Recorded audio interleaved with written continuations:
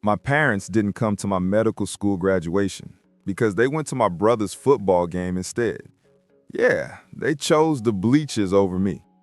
While they were cheering under the stadium lights, I stood alone on stage, holding my diploma, waiting for faces that never showed up. That moment changed how I saw my family, forever. For years, my brother was the golden boy, the football star, the pride of the family. Me? I was the quiet one, the one who made it to med school, but never made it into their hearts. But that empty chair, it didn't just break me. It exposed everything our family tried to hide. And what happened next made our whole town choose sides.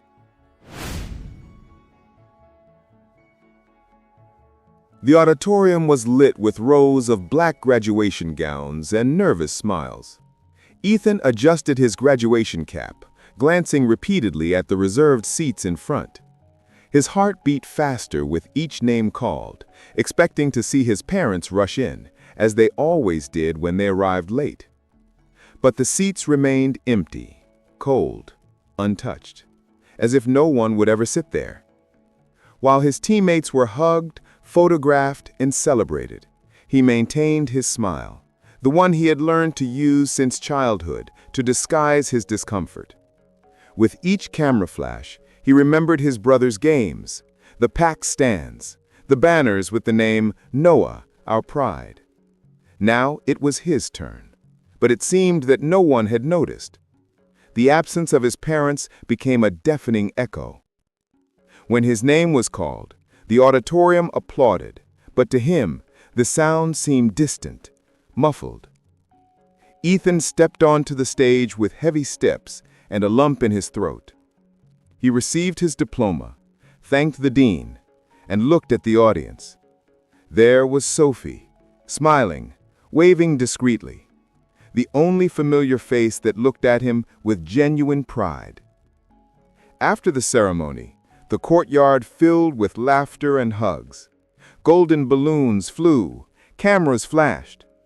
Ethan stood to the side, holding his diploma against his chest, trying not to think. Sophie approached, touching his shoulder. "Would you like me to take your picture?" she asked with a soft smile. He nodded, trying to hide the trembling in his hands. The click of the camera sounded like a farewell. In the photo, Ethan was alone, with the sun setting behind him and a lost look in his eyes. It was a beautiful image and profoundly sad. He didn't know it, but that photo would become a portrait of something greater than his own pain, the exposed wound of a family that had always preferred the stadium spotlight to the silent glow of merit. As he stared at that empty chair, a question lingered in the air. How many times have you also felt invisible to the one you love most? If this story has already moved you, sign up now and follow more real and intense stories like this one, because sometimes what we need most is to be seen. Sophie posted the photo the next day with the simple caption, "Proud of someone who never gives up." The post seemed harmless until it started being shared by former classmates, teachers, and acquaintances in the city. Within hours, hundreds of comments appeared, many praising Ethan, others asking where his parents were. Their silence, once again, said it all. While the internet reacted, Ethan simply watched. He didn't feel ashamed, he felt exposed. The weight of that image grew in his mind like an open wound. When he finally looked at the comments, he found words that cut him deeper than he imagined. "It's always been like this, hasn't it? Noah's been the favorite since high school." The world now saw what he had always known. That same day, local headlines featured photos of Noah's game. There were his parents, cheering in the stands, wearing shirts with his number. The contrast was stark. The city saw two parallel images, the brother glorified under applause, and the other alone with his diploma. It was as if two realities coexisted, separated by an abyss of priorities. Ethan tried to focus on packing his bags. He would soon be leaving for the residency program. But every movement felt heavy. With each attempt to ignore it, the memory of his mother saying, "One day, Ethan, you'll understand. Your brother has a gift," came flooding back. He had one too, but his gift didn't sell tickets. That night, lying in bed, he scrolled through his phone again. He saw Sophie's photo, his surpassing 1,000 likes. But it wasn't the numbers that mattered. It was the fact that finally, someone saw what no one at home wanted to see, that he too deserved to be celebrated. The problem is that this revelation, instead of healing him, only opened the door to an even greater void. The local bar was packed that afternoon. Big screens showed the college preseason, and people cheered with every play. Ethan happened to be passing by, drawn by the buzz. The moment he looked at the TV, he saw Noah running down the field and scoring a touchdown. The camera panned, and there were his parents in the stands holding up a sign with his brother's name in gold letters. The same day as graduation, the same time. Ethan's heart tightened, and he felt like he couldn't breathe. The laughter around him sounded like mockery. He left the bar without saying a word, walking quickly to the parking lot. The sky was too bright for what he was feeling. "This might be his last chance to be seen by a scout," echoed his parents' justification. Now empty, meaningless. It wasn't about chance, it was about choice, and they chose Noah again. On the way home, each memory hit him like a punch. The first essay prize ignored, the sleepless nights studying alone, the science medal stored in a dusty box. All of that seemed insignificant compared to the brilliance of a football field. He had never asked for favoritism, only presence. When he got home, the graduation photo had already become a symbol. Messages from acquaintances, journalists, and even teachers from the school flooded his social media. Some praised him, others criticized his parents, but no comment could cure the absence he felt. Ethan turned off his cell phone and looked at himself in the mirror. His graduation gown was still hanging on the chair. "They didn't come, but I went," he murmured. That night, Ethan tried to write a message to his parents. "I saw the game," he typed. He deleted it. "Congratulations on Noah." He deleted it again. Finally, he left the screen blank. It was useless to try to explain a pain that no one seemed willing to understand. The following morning, the family group chat was in complete silence. No congratulations, doctor, no emojis, no sign of regret. The only message that arrived was from his mother. "Son, I'm sorry, it was an important game. I hope you understand." He read and reread the sentence, feeling the weight of the irony. The apology was a disguised order, a reminder that he should accept second place as his destiny. The digital silence had become a mirror of emotional silence. Ethan realized that over the years, he had become accustomed to being the mature son, the one who doesn't complain, the one who understands. But inside him, the 10-year-old boy who longed for a "we're proud of you" was still screaming. Now, that scream was finding an echo, not within the family, but outside of it. In the city, the story spread. The solitary graduation photos circulated among local groups and newspapers. "The Forgotten Son," the headlines read. Ethan shrank from the exposure, but something within him also awakened. For the first time, people were seeing the truth he had always silently swallowed. Noah tried to call, but Ethan ignored the calls. His brother left a voicemail, hesitant, sincere, saying he didn't know what to do. He listened to the end, but didn't reply. He still couldn't separate love from resentment. That night, before going to sleep, he opened the family group chat again. He saw the cover photo, Noah holding up a state championship trophy years ago. No mention of his graduation, of medical school, of a lifetime's achievement. Ethan sighed and left the group without saying anything. The sound of the final notification was the breaking point of a lifetime of being a supporting character in his own story. 2 days later, Ethan woke up to his cell phone vibrating incessantly. Notifications, messages, calls. The photo, that one. The photo, which had been shared by a regional news page, had a cruel and direct headline. While the city celebrates sports, a future doctor graduates alone. The post went viral. Thousands of comments appeared, mixing empathy, anger, and curiosity. The family name became a topic of discussion in groups, on radio, and even in small local newspapers. Some said the parent should be ashamed. Others argued that the sport was a future investment. Ethan felt torn between shame and the relief of finally seeing his pain acknowledged. But public recognition came at a price, and he knew he would soon be held accountable for it. That afternoon, Noah called again. "Dude, I didn't know they weren't going," he said, his voice trembling. "I thought the game was another day." Ethan remained silent. "They're devastated," his brother insisted. "You need to understand how much they believe in me." The reply came curtly.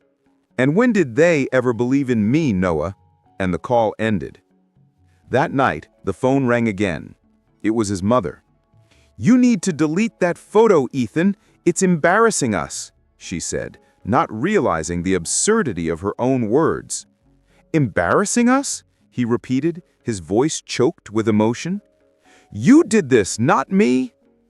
The silence that followed was more painful than any scream. In the following days, Ethan began to avoid leaving the house. He felt curious glances in the streets, veiled whispers, dissonant empathy. Everyone knew, everyone talked about it, except those who really needed to hear it. It was then that he realized the shame his parents felt wasn't for what they had done, but for having been seen doing it. Alone in his apartment, Ethan began packing his things for the move. His medical residency would begin in a few days. Each book, each diploma, each old photo seemed to weigh more than usual. Opening a forgotten box, he found drawings and certificates from his childhood. "Science Fair, first place," read a yellowish-blue ribbon. Below, a dedication.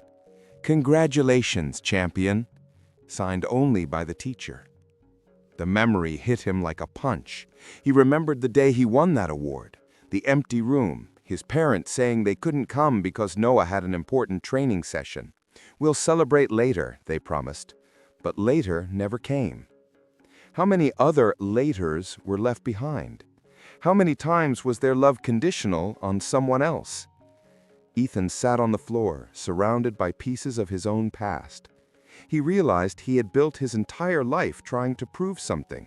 Every sleepless night, every achievement, every forced smile, it all revolved around an approval that might never come. And the cruelest part was realizing that, deep down, he still wanted her. That night, he opened his laptop and began to write a letter. It wasn't a letter of hate, but a confession. "I don't hate them," he typed. "I just wanted to have been loved without having to compete." The words flowed, painful and liberating. When he finished, he didn't send it. He simply saved the file and closed the computer. In the mirror, he looked at himself and saw the reflection of someone who no longer wanted to be second place in his own story. It still hurt, yes, but for the first time, the pain seemed to have a purpose, that of liberation.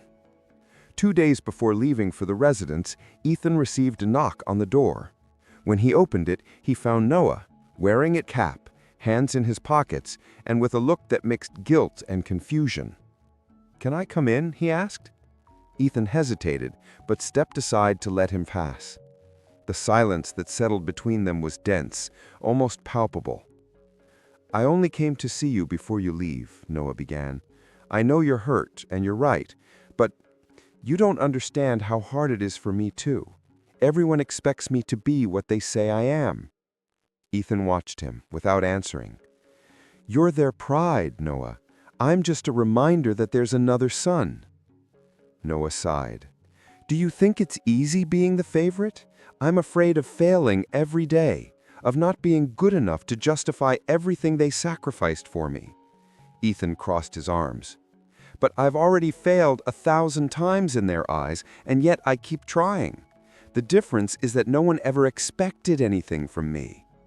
The conversation turned bitter, punctuated by long silences. Noah tried to approach, but Ethan recoiled. You had the applause, I had the echo, he said, his voice firm. And no matter how much you say you understand, you'll never know what it's like to be invisible. His brother lowered his head, speechless. Before leaving, Noah put an envelope on the table. It's a letter from Dad, he said. He wants to explain. Ethan didn't open it. He just watched his brother walk down the hall, his shadow lengthening until it disappeared. When he was alone, he looked at the envelope and left it on the table, untouched, as a symbol of what he wasn't ready to forgive. The city seemed too small to contain all that Ethan felt. On the morning of the move, the sun rose lazily as he packed his last books. Sophie appeared with coffee and a tired smile. "Ready to start again?" she asked. He laughed humorlessly. "Ready to try, maybe." During the drive to the new hospital, Ethan gazed out the window at the open Texas fields. Each mile seemed a symbolic distance from the pain, but also a reminder that certain ghosts travel along. Upon arriving, he threw himself into his work. The long hours, the exhausting shifts, and the adrenaline of urgent cases gave him a false sense of control. But at night, the silence returned. The small room in the hostel had no photos, no memories, only the distant sounds of the city and a comfortable solitude. Sophie called whenever she could. "You need to allow yourself to live, Ethan," she would say. He would reply with an empty smile, always promising to try. One night, his mother called. Her voice sounded shaky, but familiar. "Son, we want to make things right. Your father is very sorry." Ethan took a deep breath. Is he really sorry, or does he just regret being seen? On the other end, silence. She tried to explain, but the words came out confused. "We thought the game could change Noah's future." He replied, "And mine? When has my future ever been a priority for you?" After hanging up, he sat for long minutes, staring into nothingness. The anger no longer burned so intensely. Now it was just a profound weariness, an emotional exhaustion that made him realize something new. He no longer wanted to prove anything. He just wanted peace. 2 days before leaving for the residence, Ethan received a knock on the door. When he opened it, he found Noah, wearing a cap, hands in his pockets, and with a look that mixed guilt and confusion. "Can I come in?" he asked. Ethan hesitated, but stepped aside to let him pass. The silence that settled between them was dense, almost palpable. "I only came to see you before you leave," Noah began. "I know you're hurt, and you're right, but you don't understand how hard it is for me, too. Everyone expects me to be what they say I am." Ethan watched him, without answering. "You're their pride, Noah. I'm just a reminder that there's another son." Noah sighed. "Do you think it's easy being the favorite? I'm afraid of failing every day, of not being good enough to justify everything they sacrificed for me." Ethan crossed his arms. "But I've already failed 1,000 times in their eyes, and yet I keep trying. The difference is that no one ever expected anything from me." The conversation turned bitter, punctuated by long silences. Noah tried to approach, but Ethan recoiled. "You had the applause, I had the echo," he said, his voice firm. "And no matter how much you say you understand, you'll never know what it's like to be invisible." His brother lowered his head, speechless.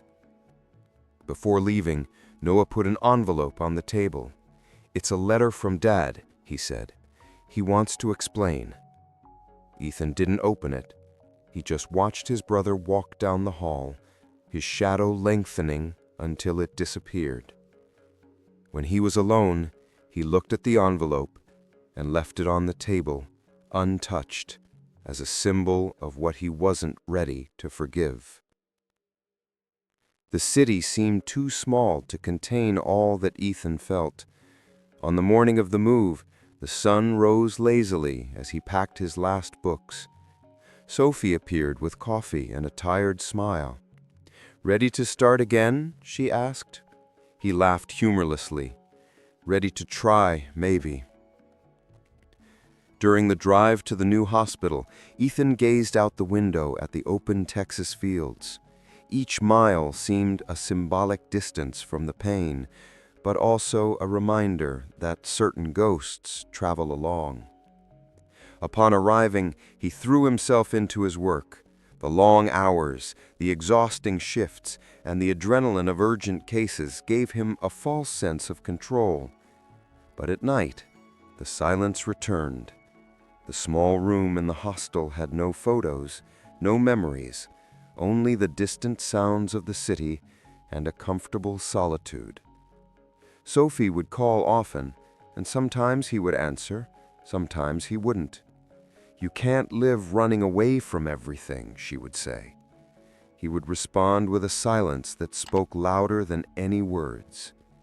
Work was the perfect excuse to avoid thinking, feeling, or remembering.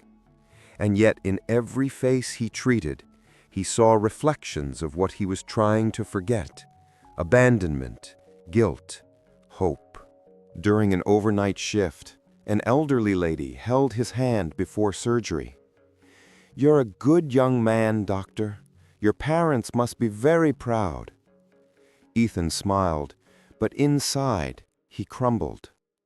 Those words, simple, innocent, echoed like a confession. Pride, the word he had always searched for and never heard. He left the room, leaned against the cold wall, and took a deep breath, feeling the tears rise like a tide. After that day, he began to write again. Small fragments of memories, reflections, loose phrases in old notebooks. Each page was a scar he accepted to face head-on. Little by little, the weight of resentment began to transform into understanding. Not forgiveness yet, but something close to it. One morning, he received a letter from Sophie. Inside, just one sentence. "You don't need to be seen to exist, Ethan, but you need to allow yourself to live." He read and reread it, and for the first time, he felt the desire to be someone other than a shadow again. It was a clear Sunday when Noah appeared again, this time unannounced. He seemed older, more tired, lacking the sparkle that had always accompanied him. "May I come in?" he asked. Ethan watched him for a few seconds before nodding. "I didn't come here to justify anything.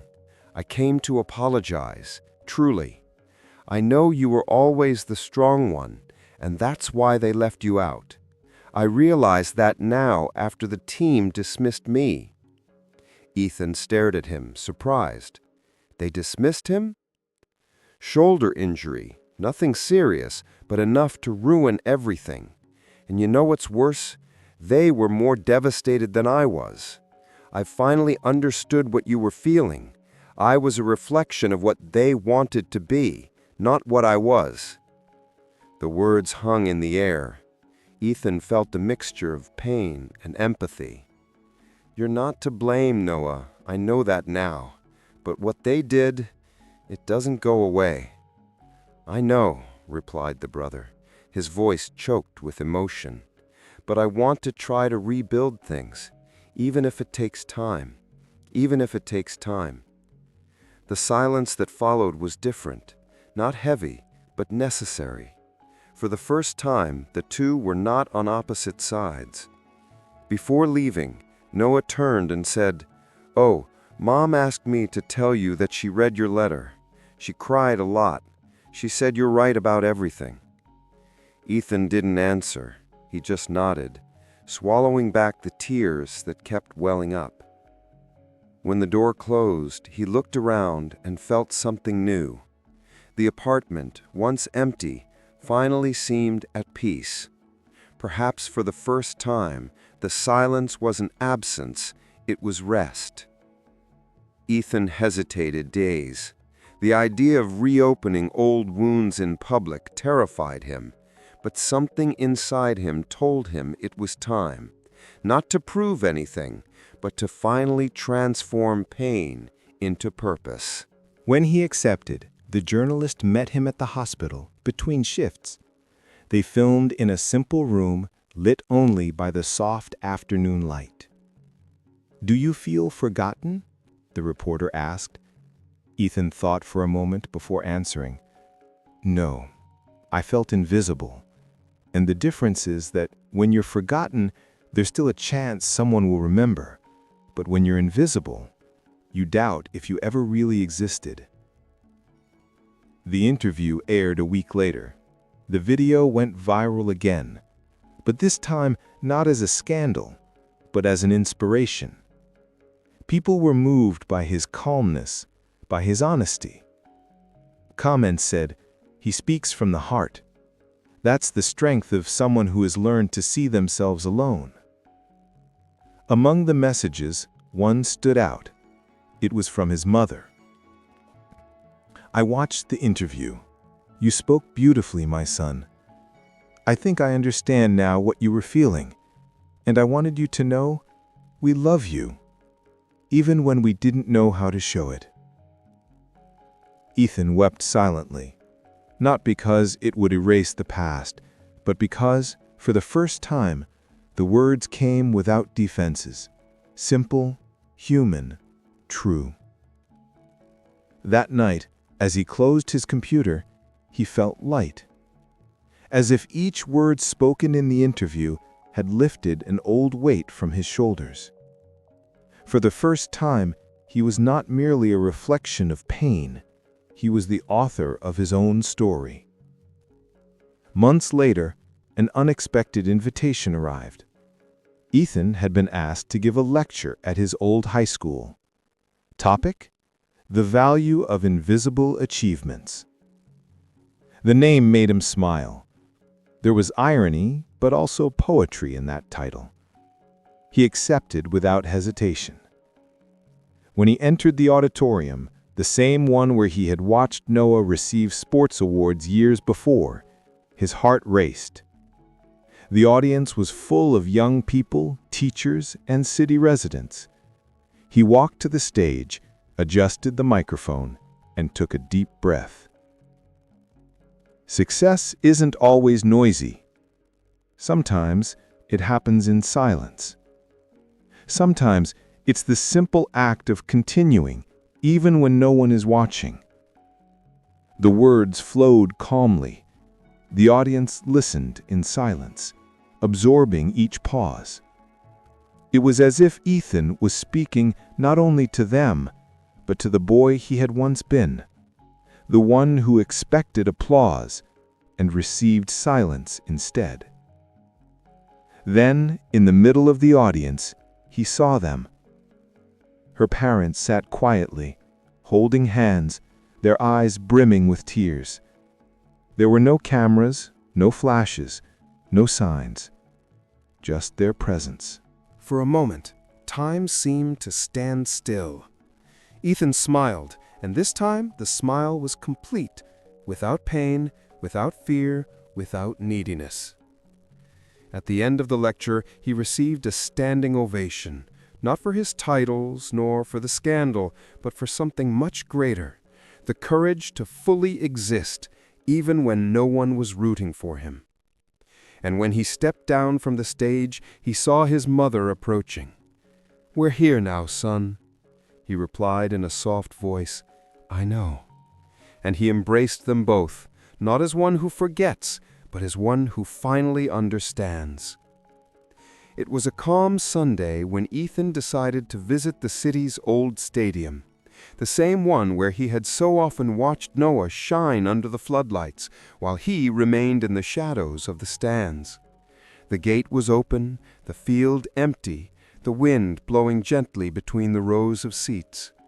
Each step she took sounded like an echo of memories that no longer hurt. They simply existed, quiet, tamed by time. He sat in the same bleachers where he had once cheered, applauded, and waited to be seen. He closed his eyes and took a deep breath. That silence was no longer absence, it was presence.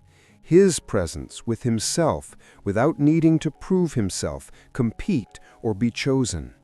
For the first time, he realized that emptiness wasn't a hole, it was space. Space to breathe, to live, and to be without comparisons. He picked up his phone and opened the gallery. The graduation photo was still there. For a second, he thought about deleting it, but he smiled. No, that image was no longer a wound. It was a milestone, the exact point where he began to be reborn. Looking out at the field, he remembered Noah, his parents, and instead of bitterness, he felt only tenderness. They had all been victims of the same mistake, confusing love with expectation. He had done it too. The sun began to set, tinging the lawn with gold. Ethan stood up and walked to the center of the field. He closed his eyes and stretched out his arms, as if saying goodbye, not to people, but to the weight he was carrying. In his mind, he heard his father's voice from years ago. "One day you will understand, son." And she smiled. "Yes, father," she murmured. "Now I understand." As the wind swept through the stands, Ethan turned and walked away. There was no audience, no applause, and he didn't need it anymore. Because finally, he knew, the value of an achievement lies not in those who witness it, but in those who experience it.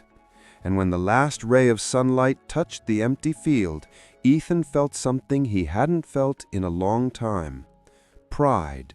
Not the pride that seeks recognition, but the kind that is born from the simple act of remaining whole, even after being broken. And in the end, he understood. We don't always need an audience to win, just the courage to keep going. If this story touched you, sign up now and come experience more journeys like this. Here, each story makes you feel, reflect, and above all, to see oneself.